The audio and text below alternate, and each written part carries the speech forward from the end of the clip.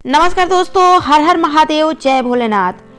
YouTube channel भक्ति सागर में आपका स्वागत है। दोस्तों, चैनल पे अगर आप पहली बार हैं तो चैनल को सब्सक्राइब कर लें, बेल आइकन के बटन पे भी क्लिक कर दें ताकि आने वाली वीडियो की नोटिफिकेशन, पूजा पाठ से संबंधित जानकारी की वीडियो आप तक सबसे पहले पहुँचती रहे।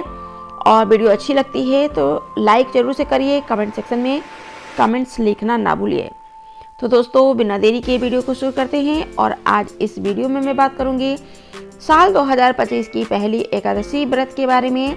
जानेंगे एकादशी व्रत के पारण को, महत्व को, और साथ ही जानेंगे इस व्रत की कथा को। तो दोस्तों, बिना आपका समय लिए वीडियो को शुरू करते हैं, अंत तक बने रहिएगा। हिंदू धर्म में एकादशी तिथि जो होती है वो खास महत्व रखती है। एकादशी तिथि भगवान विष्णु को समर्पित है और साल 2025 की जो पहली एकादशी है वो पौष मास के शुक्ल पक्ष की एकादशी है, जिसे पुत्रदा या बैकुंठ एकादशी के नाम से भी जानते हैं। और धार्मिक मान्यता है कि एकादशी के दिन श्री हरि की पूजा करने से जीवन के जो सभी कष्ट होते हैं वो दूर होते हैं, पुण्य फलों की प्राप्ति होती है। और एकादशी के दिन भगवान विष्णु के साथ माता लक्ष्मी जी की पूजा करने से घर में धन धान्य में वृद्धि होती है।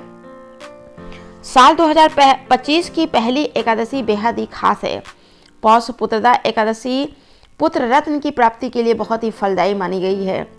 हिंदू कैलेंडर के अनुसार जो है पुत्रदा एकादशी का जो व्रत है वो साल में 2 बार रखा जाता है। इस दिन सच्चे मन से अगर व्रत रखकर श्री हरि की पूजा उपासना की जाए तो निसंतान को संतान की प्राप्ति होती है और संतान को लंबी उम्र का आशीर्वाद प्राप्त होता है। हिंदू पंचांग के अनुसार चलिए जान लेते हैं कि पौष पुत्रदा एकादशी की तिथि का शुभारंभ कब से होगा। पौष पुत्रदा एकादशी तिथि जो है वो 9 जनवरी 2024 की दोपहर 1:12 पे होगा और समापन 10 जनवरी की दोपहर 12:43 पे होगा। तो उदया तिथि में पौष पुत्रदा एकादशी का व्रत 10 जनवरी को किया जाएगा। पौष पुत्रदा एकादशी के दिन पूजा का जो शुभ मुहूर्त है वो 10 जनवरी की दोपहर 12:13 से लेकर 12:55 तक प्राप्त हो रहा है। इस मुहूर्त में पूजा करना बेहद ही फलदायी रहेगा। धर्मशास्त्रों में पौष पुत्रदा एकादशी का व्रत बहुत ही खास है। यह व्रत शादीशुदा दंपतियों के लिए बेहद खास है। जिन दंपतियों को पुत्र रत्न की कामना होती है उनको पौष पुत्रदा एकादशी का व्रत करने से पुत्र रत्न की प्राप्ति होती है। साथ ही संतान की तरक्की, लंबी उम्र की कामना के लिए भी यह व्रत करना बेहद ही लाभकारी सिद्ध होता है। इस व्रत के प्रभाव से हमेशा विष्णु भगवान की कृपा मिलती है, सारी इच्छाएं पूरी होती हैं। इसके अलावा बैकुंठ एकादशी का व्रत उपवास करने से घर परिवार में सुख और समृद्धि की प्राप्ति होती है और मरने के बाद व्यक्ति को बैकुंठ लोक की प्राप्ति होती है। चलिए जान लेते हैं इस दिन के उपाय को। जिन दंपतियों को संतान प्राप्ति की इच्छा है उनको इस व्रत को रखकर भगवान श्री कृष्ण के बाल स्वरूप को पंचामृत से स्नान कराकर इनका पंचोपचार पूजन करना चाहिए।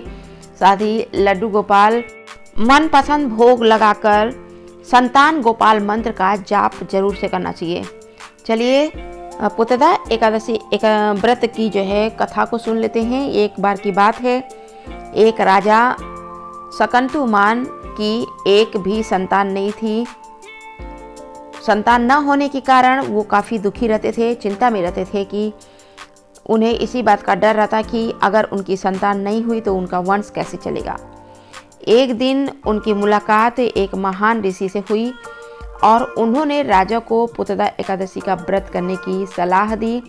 राजा और रानी ने महान ऋषि की बात मानी और उन्होंने श्रद्धा और निष्ठा के साथ पुत्रदा एकादशी का व्रत रखा और पालन भी किया। इस व्रत को लेकर ऐसी मान्यता है कि पुत्रदा एकादशी का व्रत रखने से भगवान विष्णु की कृपा प्राप्त होती है, संतान सुख की प्राप्ति होती है। और ऐसा ही कुछ राजा रानी के साथ भी हुआ। पुत्रदा एकादशी का व्रत रखने से और श्रद्धा भाव से पूजा करने से संतान सुख की प्राप्ति होती है। चलिए जान लेते हैं कि पौष पुत्रदा एकादशी के व्रत का पारण कब किया जाएगा। पौष पुत्रदा एकादशी व्रत का पारण 11 जनवरी को सुबह 7:15 से लेकर 8:21 तक किया जाएगा। पारण तिथि के दिन द्वादशी खत्म होने का जो समय है वो सुबह 8:21 पे है। दोस्तों वीडियो में अभी के लिए इतना ही। मिलते हैं अगले वीडियो में कुछ नया विषय, नई जानकारी के साथ। तब तक के लिए धन्यवाद।